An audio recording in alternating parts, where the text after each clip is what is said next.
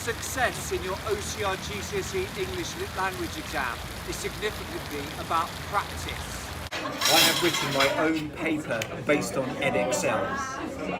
Stay tuned because you're watching Schofield on Shakespeare.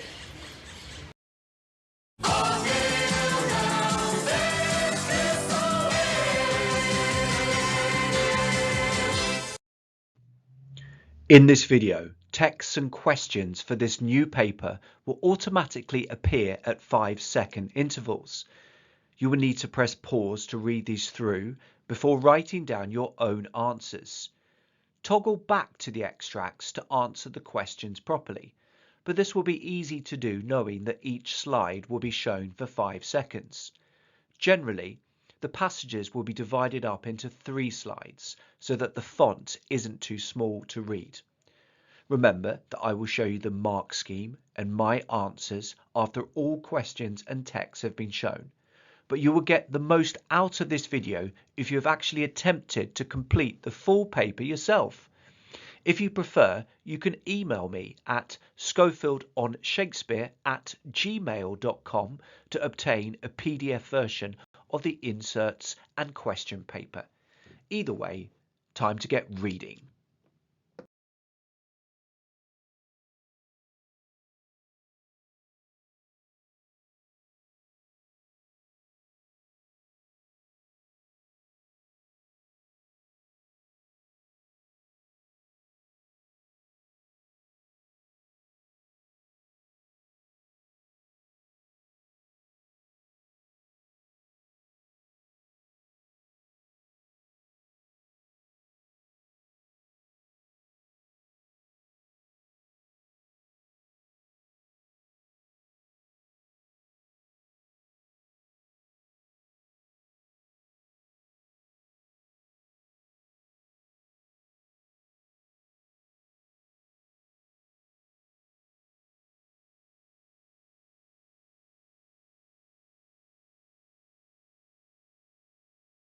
How did you get on? Produce some magnificent answers. Time to have a look at the mark scheme and my model responses. So here's the answer for question 1A. You can have any of 2 from Clubs, Leyland, Greenville, Nelson Street and Memphis. Press pause to mark.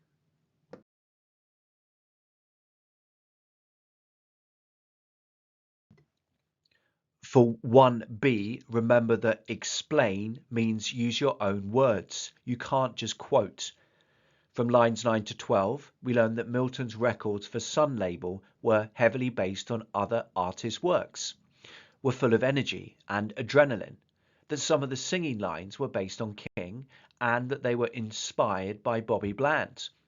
2 clearly separate points needed for the 2 marks. Press pause to mark.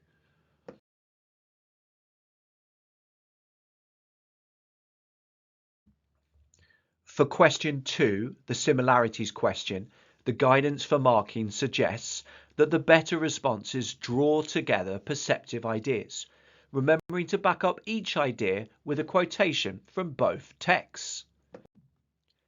Here are some suggested points. Press pause to read these through and compare to your answer.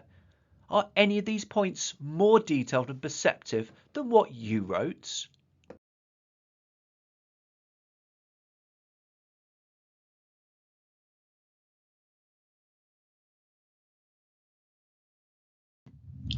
Here's my model response.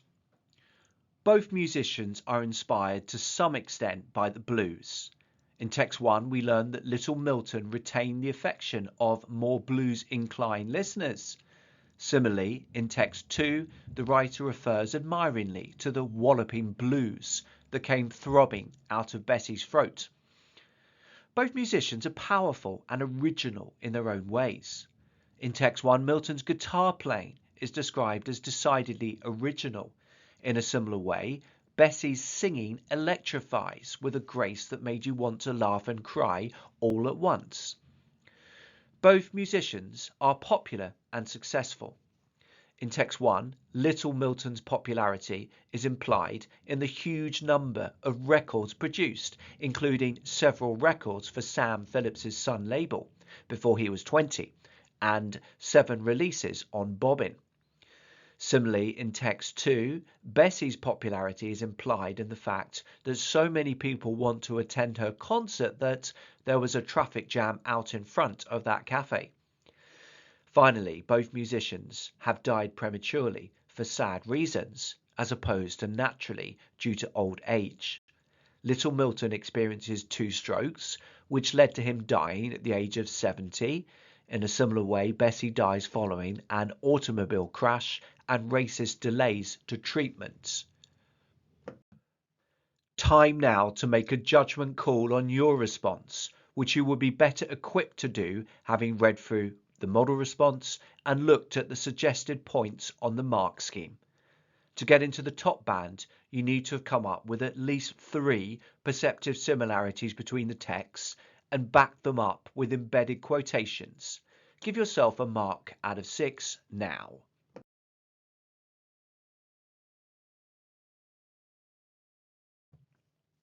For question 3, double check now that you only wrote about lines 1 to 15. In recent lessons at my own school, some of my pupils have written beautifully about language and structure, but with some of it on the wrong section. So, how does Tony Russell use language and structure to interest and engage the reader? Here are some suggested notes on the mark scheme about the language. Remember that these would need to be developed and explored in detail in order to achieve a high mark. Here, they are just starting points. Press pause to read now the points first on language.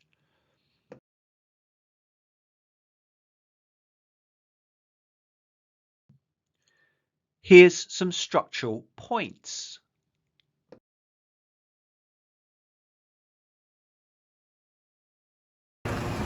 Here's my question 3 response.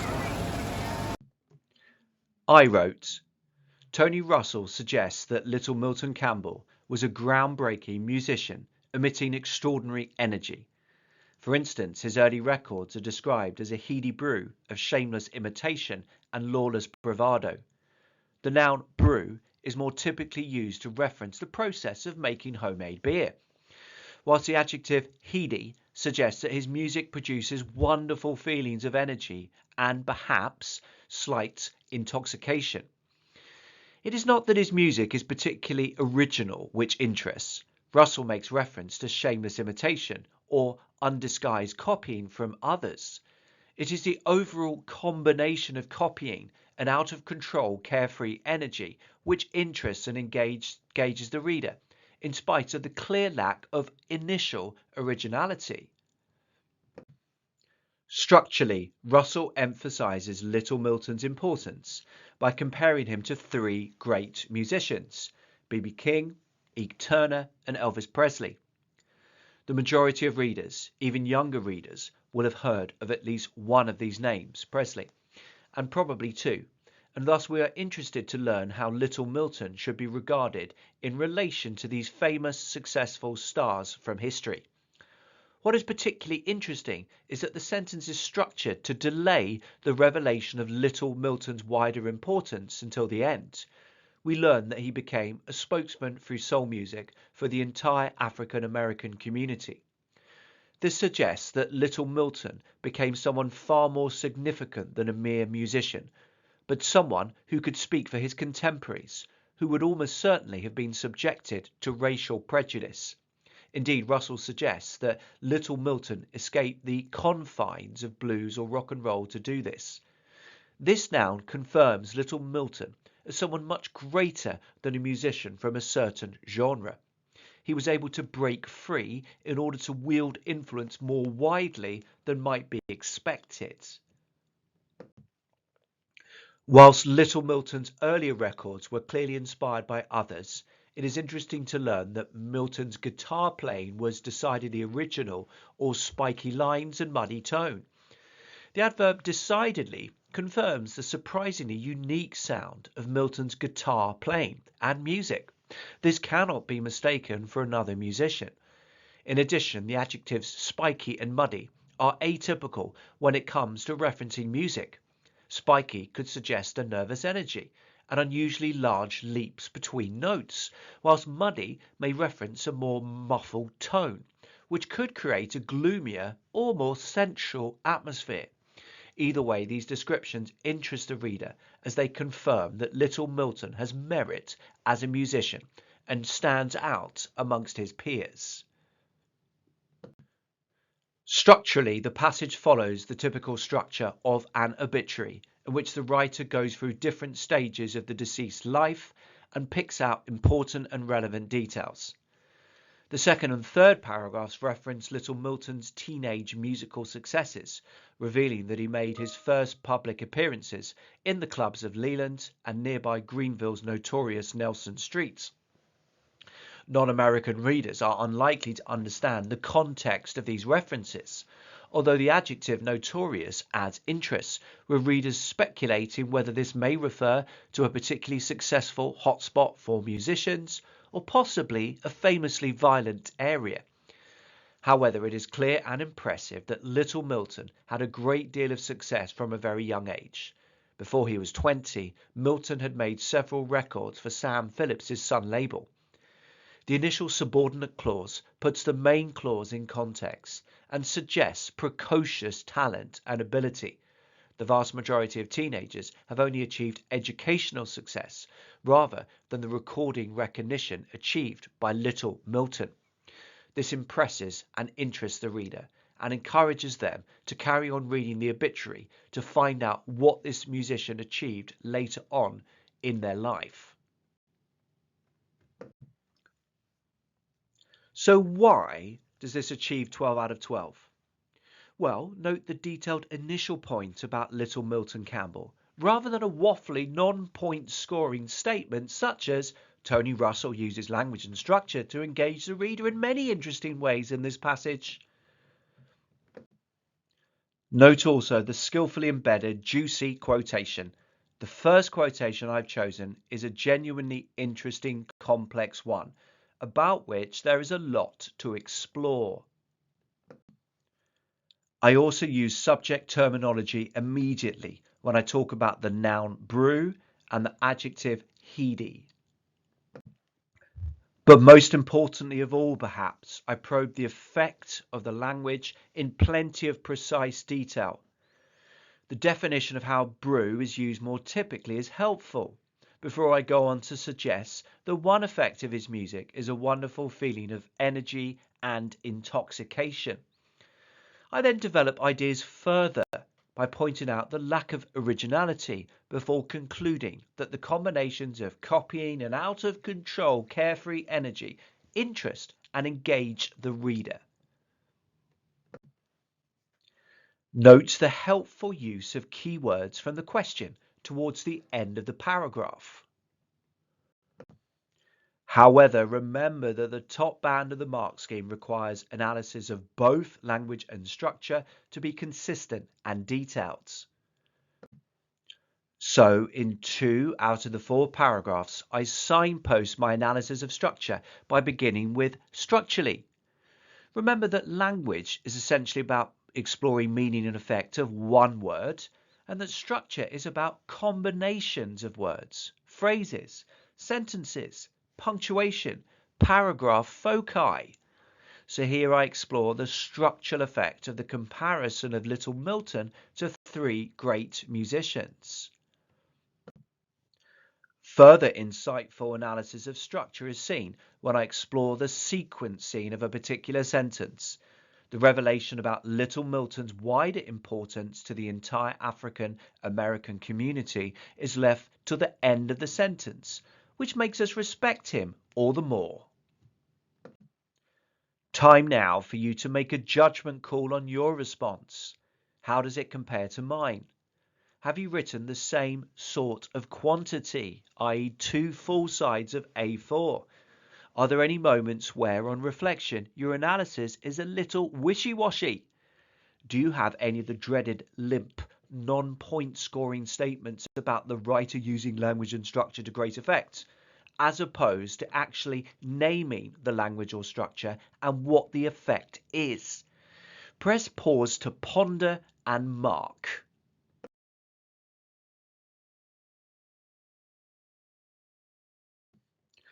Question 4 is quite tricky.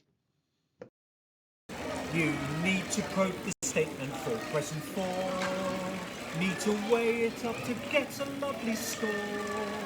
Compare the text frequently. Compare the text frequently. And back up your points with an embedded quote. The quality of your weighing up and your use of backed up quotations gets you up to 12 marks in this question. Press pause now to read some suggested initial evaluative points for text 1.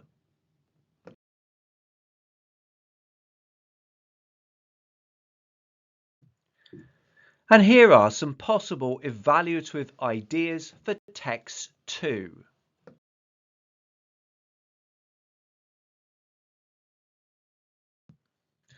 But of course, you also need detailed interwoven comparisons throughout to get 6 marks.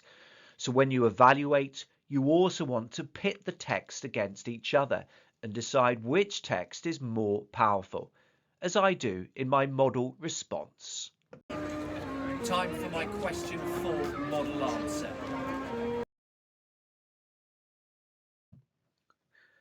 Text 1 is an obituary, a form which typically invites positivity, about a singer, Little Milton Campbell.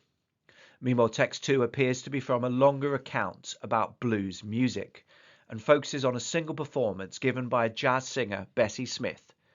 Admiration is evident in both texts, although text 2's spotlight on a magical individual concert appears to show greater enthusiasm than the more formal, factual account of Little Milton's life in text 1. In text 1, admiration is implied in the references to Little Milton's successful career. As well as eventually becoming one of the leading figures in soul blues, he is also described as becoming a spokesman through soul music for the entire African American community.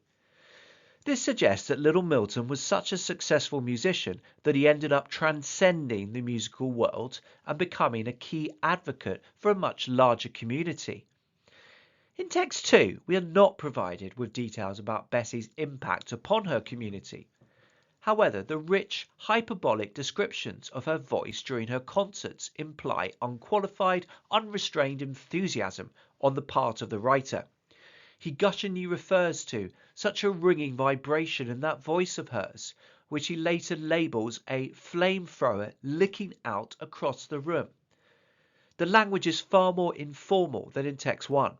Whilst the metaphor flamethrower suggests that Bessie's voice is so powerful that it figuratively heats up and transfixes the entire audience. Indeed, it is clear that the writer in text 2 doesn't just admire Bessie's voice, but her physical presence as well. He describes her as real woman, all woman, voluptuous, buxom, and massive. The repetition of woman and the 3 adjectives highlighting her impressive form seem to gush not just with admiration, but awe. This is a performer who captivates and overwhelms her audience. In contrast, the descriptions of Little Milton and his success are more muted in text 1. During a 5-year period, he was only quite successful, whereas his earlier work included some shameless imitation. Of course, this writer is assessing Milton not just as a performer, but a writer, whereas in text 2, the writer only refers to Bessie as a performer. Nonetheless, text 1's feelings towards Little Milton do seem to consist more of great respect rather than admiration, as evidenced by the adverb quite in relation to his success. In contrast, the writer's admiration for Bessie in text 2 is confirmed by his suggestion that her performances evoke a variety of different feelings. She swayed with a grace that made you want to laugh and cry all at once. This is clearly a deeper, more unflinching admiration than the soberer, factual statements in text 1. Nonetheless, the meticulous charting of the key moments within Little Milton's life in text 1, admittedly what you would expect in an obituary, does show a more broad-ranging respect and perhaps admiration for his achievements. For instance, the details about his birthplace, Inverness, Mississippi, a town less than 10 miles from Indianola, and his acknowledgement of the breadth of his appeal, both international with his English fans and different age groups, implies that the writer feels it is important to give a detailed account of his life in order to do justice to his achievements. There are no such details within text 2, and so it could be argued that text 1 more powerfully shows the writer's admiration, given that text 2 focuses mostly on a single night of music rather than an entire career. However, the passionate language used within text 2 results in a far more powerful, interesting read. We learn that Bessie lived every song she sang. She was just telling you how it happened to her. The verb lived is italicized to emphasize the writer's passionate admiration for Bessie as someone who invested every ounce of her being and personality into her musical performances. In contrast, more restrained adjectives such as logical to describe Little Milton's move to a different record company suggests that the writer unquestionably respects his achievements, but they don't inspire the same fervour as that felt by the writer of text 2. Let's briefly probe this response. Well, the introduction is helpful, as the text type will clearly make a difference to the perspective of the writer and the type of language used, and therefore your evaluation. It is a good idea to include a comparative point within this introduction, although you will obviously go into more detail within each main paragraph. No need for quotations in an introduction, and it needs to be short to allow you enough time to get onto the meat. Note the overall general structure of each paragraph. First, a topic sentence probing the statement. Then a carefully chosen embedded quotation backing up the point. Then the evaluation, referencing ideas / language from the quotation. That is enough on one single text, so you then need to shift and make a comparative point about the second text, which probes the statement. This needs to be backed up with an embedded quotation before the paragraph ends with further comparative evaluation. Let's have a closer look at some of the comparisons. First, a statement of negation. Text 2 doesn't have the details about Bessie's impact upon her community that text 1 does. Text 2's language is far more informal. Look how frequently I compare within my third paragraph, as seen in phrases such as in contrast, whereas, in contrast, and this is clearly a deeper, more unflinching admiration than the soberer, factual statements in text 1. Hopefully, you are now in a better position to give yourself marks out of 12 for evaluation, focus on question and use of supporting quotations, and 6 for comparisons. Press pause to do this.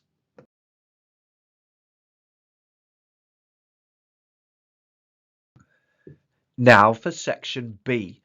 The key here is to write beautifully accurately and to make sure that it sounds right. I always say to my pupils, how can you expect to nail the tone of a newspaper article if you don't regularly read newspapers? The same goes for reviews, letters, speeches.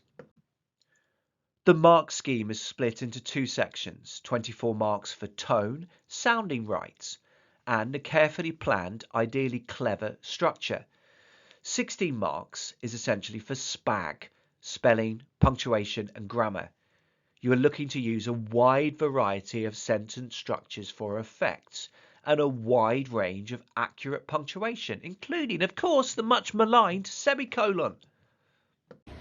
Time now for my model section B response. How music affects people. New research from the University of Lisbon has revealed that just 4 sessions of music therapy can improve the symptoms of those suffering from mental illnesses, including depression. Kevin Winstanley, 20, was diagnosed with combined anxiety and depressive disorder after being made redundant from his job at Wilko's in Swindon. I just couldn't cope, he explained. That store had been my life. From filling up the pick and mix to chatting to customers, from checking the sell-by dates of grocery items to socializing with colleagues, I loved it all. His mother, Karen Davidson, 39, revealed that her son changed from a fun-loving life and soul of the party to a monosyllabic introvert. After Wilko's closed down, Kevin didn't know what to do with himself. Initially, he seemed to quite enjoy having the extra time, which he would typically spend down the pub. However, after a month, he began to run out of money and confidence. Then the low moods started. Kevin's GP suggested that he might like to take part in a musical therapy trial taking place in nearby Cirencester. Participants had to commit to at least 4 one-hour sessions in which they would verbalise positive statements about themselves whilst listening to euphoric dance music on personal headphones. According to Dr. Pedro Gouveia, the benefits of this therapy are extensive and long-lasting. Participants report that their mood levels remained improved more than 4 hours after the session, and there is also anecdotal evidence of reduced dependency on medication such as Prozac. Jim Henderson, 27, is another enthusiast after enrolling in a different trial scheme in Southampton. He experienced symptoms of depression after splitting up with his long-term partner and being denied access to his son. He feels strongly that GPs should be able to prescribe music therapy as a matter of course, particularly after experiencing unpleasant side effects from Rivotril, a powerful drug used to treat anxiety disorders. Arguably, the majority of us without diagnosed conditions such as anxiety and depression use music in a similar way on a daily basis. We all experience the joy of a familiar chord or refrain from one of our favourite songs as it begins to play on the radio. We all sit back and smile at the end of a busy day, finally free to choose and savour the perfect playlist on YouTube. And we all enjoy reliving our youths as we squeeze back into those faded indie t-shirts and head out to bop and jive to our favourite cover bands at the local live music venue. Noel Gallagher, the singer and songwriter of the popular band Oasis, once memorably declared, "With music, you can forget all the crap, if only for 3 minutes." Those participants in music therapy sessions are likely to share these sentiments along with millions of music-loving fans across the world. Note how the first sentence of a newspaper article summarises what the article is about in a formal way. New research from the University of Lisbon has revealed that just 4 sessions of music therapy can improve the symptoms of those suffering from mental illnesses, including depression. Newspaper articles include full names of people, sometimes their ages, places, and shortest quotations in which speech marks have been used accurately. Newspaper articles include experts, here it's Dr. Pedro Gouveia, and technical language if appropriate.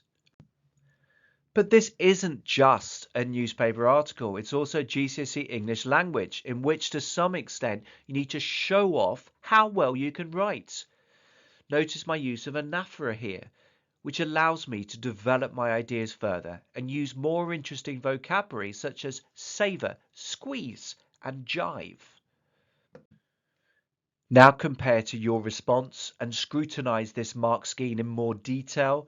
Give yourself a mark out of 24 and a second mark out of 16. The second part of the mark scheme will appear in 5 seconds' time.